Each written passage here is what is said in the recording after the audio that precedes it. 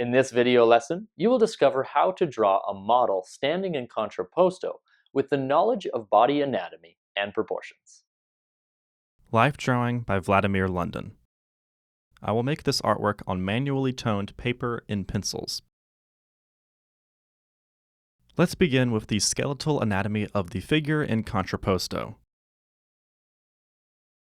With the main proportions in place, I created the skeleton in watercolor. I will draw outlines of the body around the skeleton, and we will proceed to constructive drawing of a figure in Contrapposto. The vertical axis is divided in half. The pelvis's axis is tilted. The top quarter of the figure is halved. The distance from the top of the pelvis to the toes is halved. This is the top of the kneecap. A pelvis is always slightly wider than the rib cage. The model's left arm is in pronation. This is when the two forearm bones are crossed. The model's right arm is in supination. In this position, the bones are parallel to each other.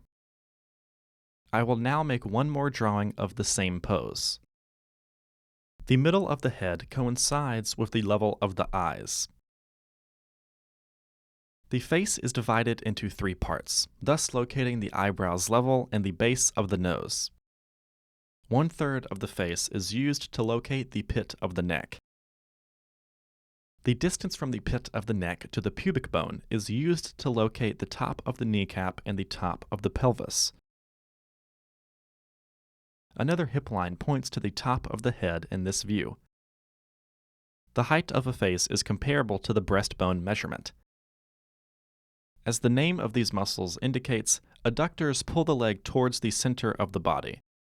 These muscles originate from the pelvis and insert into the leg bones.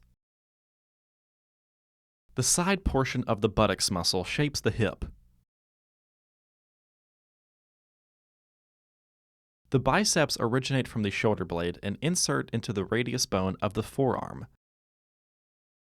Using a paper cylinder, I will demonstrate the contours of a body in this view. The contours of the model's relaxed thigh are seen from below, therefore they curve upward. The contours of the supporting leg are seen from above, so they are curved downward. I illustrated those contours for you to help you understand the relationship between the body part's tilt and points of view on cross sections.